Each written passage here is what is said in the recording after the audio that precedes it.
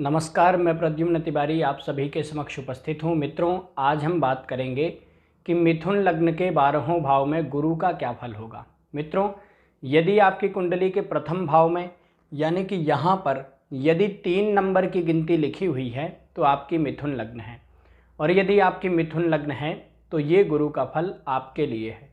तो आइए जान लेते हैं कि आपकी कुंडली में गुरु कहाँ पर बैठेंगे तो क्या फल देंगे। मित्रों, मिथुन लग्न में गुरु सप्तमेश और कर्मेश हो जाते हैं, यानी कि गुरु सप्तम भाव के यानी कि पत्नी के भाव के और कर्म भाव के अधिपति हो जाते हैं। तो ऐसी स्थिति में गुरु अच्छा फल तो देंगे, परंतु मिथुन लग्न में गुरु को केंद्राधिपति दोष भी लगता है, तो उसका भी ध्यान रखना होगा। तो आइए जान लेते हैं कि मिथुन लग्न के 12वें भाव में गुरु किस भाव में बैठेंगे तो क्या फल देंगे। मित्रों, यदि मिथुन लग्न में गुरु प्रथम भाव में ही बैठे हों तो जातक बुद्धिमान चतुर चालाक होगा, जातक अच्छे स्वभाव वाला होगा, जातक अच्छा व्यापारी बन सकता है, जातक को समाज में मान सम्मान प्रतिष्ठा प्राप्त होगी, जातक अच्छा वकील डॉक्टर अथवा शिक्षक बन सकता है, जातक धनवान होगा, जातक को अपने जीवन साथी का सुख मिलेगा, जातक को अपनी वाणी से लाभ होगा, जातक कंसल्टेंसी सलाहकार का काम कर सकता है, जातक मेहनती होगा परंतु जातक का मन लगातार बदलता रहेगा, जातक टिक करके एक काम नहीं करेगा। आइए दूसरे भाव में चलते हैं। मित्रों, यदि दूसरे भाव में गुरु बैठे हों तो यहाँ पर गुरु उच्च के हैं, अतः जातक को व्यापार आदि में बड़ी सफलता प्राप्त होगी, जातक को अपने परिवार का सहयोग मिलेगा, जातक की वाणी तेजस्वी होगी, जातक अपनी वाणी से संबंधित काम करके लाभ कमा सकता है, जातक के विवाह के बाद में जातक के धन की स्थिति बहुत अच्छी होगी, जातक दीर्घायु होगा, जातक धनवान होगा, जातक को पैतृक संपत्ति का लाभ होगा, जातक को अपने कार्यक्षेत्र में खूब लाभ होगा, परंतु जातक को पेट से संबंधित छोटे मोटे रोग हो सकते हैं। आइए तीसरे भाव में चलते हैं।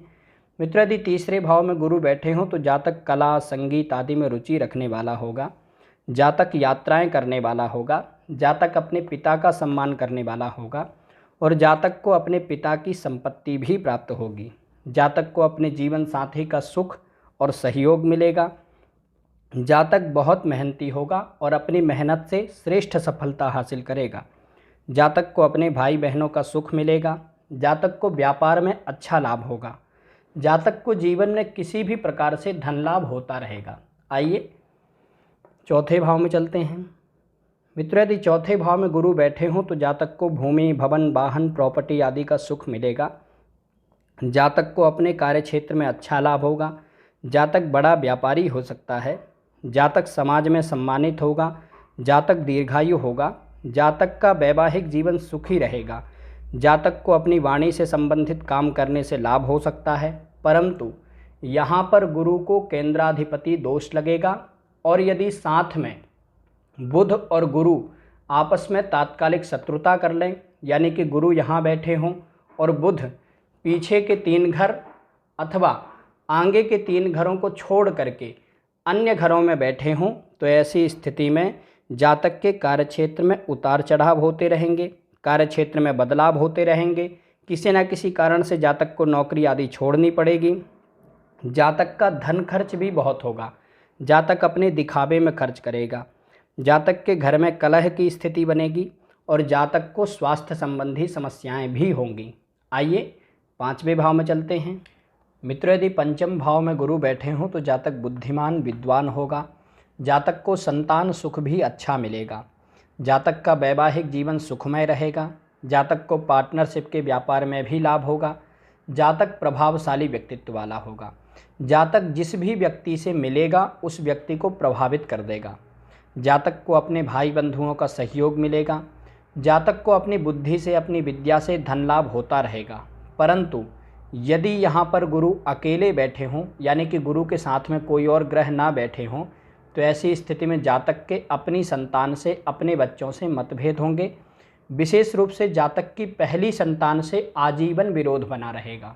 आइए छठे भाव में चलते हैं।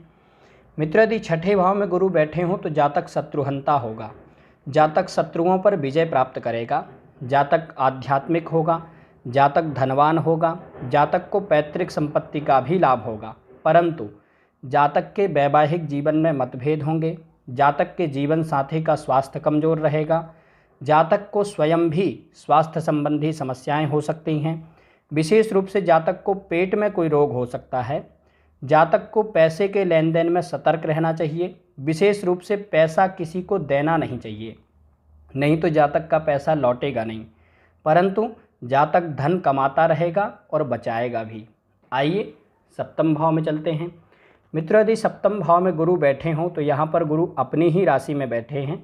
जातक का जीवन साथी सुंदर सुशील होगा। जातक के विवाह के बाद में जातक की उन्नति प्रगति होगी। विशेष रूप से जातक के काम की स्थिति बहुत अच्छी होगी। जातक का जीवन साथी जातक का सहयोग करने वाला होगा। जातक प्रभावशाली व्यक्तित्व वाला होगा। जातक को व्यापार आदि में अच्छा लाभ होगा। जातक को अपने भाई बहनों का सहयोग मिलेगा। यहाँ पर गुरु हंस योग बना रहे हैं, अतः जातक बुद्धिमान विद्वान होगा। जातक मेहनती पराक्रमी होगा। जातक को धन की कमी, पैसे की कमी कभी नहीं होगी। जातक अपनी मेहनत से खूब धन कमाएगा। आइए अष्टम भाव में चलते हैं।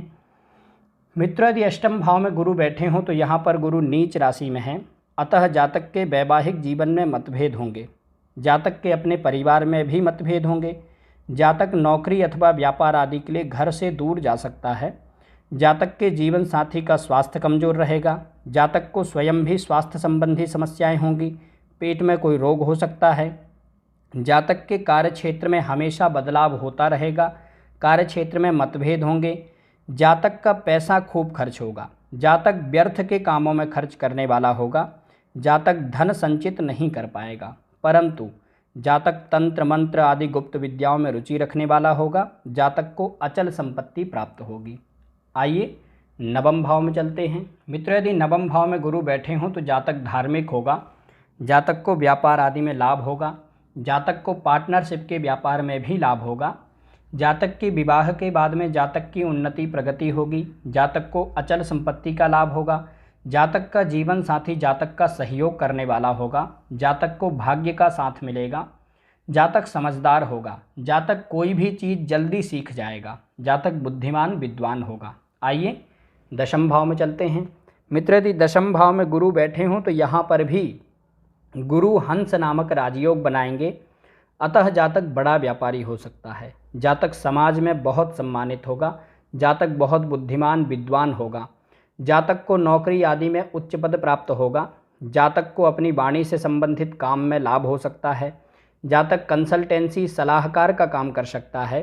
जातक धनवान होगा। जातक को पानी से संबंधित व्यापार में भी लाभ होगा। जातक विदेश से जुड़ करके काम करेगा तो उसमें भी लाभ होगा। आइए एकादश भाव में चलते हैं। मित्र, यदि एकादश भाव में गुरु बैठे हों तो जातक के विवाह के बाद में जातक की आय की लाभ की स्थिति अच्छी बनेगी। जातक मेहनती होगा। जातक को अपने भाई बहनों का सहयोग मिलेगा। जातक को नौकरी व्यापार आदि में अच्छा लाभ होगा। जातक समाज में सम्मानित होगा। जातक को धन की कमी नहीं होगी। जातक को किसी न किसी प्रकार से धन प्राप्त होता ही रहेगा, परंतु यदि यहाँ पर गुरु अकेले बैठे हों, यानी कि गुरु के साथ में कोई और ग्रह ना बैठे हों, तो ऐसी स्थिति में जातक को धन कमाने में, पैसे कमाने में बहुत परेशानी होगी। जातक के पास में पैसे आते आते रुक जाएंगे। जातक के वैवाहिक जीवन में भी मतभेद होंगे। आइए 12वें भाव में चलते हैं। मित्र, यदि 12वें भाव में गुरु बैठे हों तो जातक अपनी माता का बहुत सम्मान करने वाला होगा।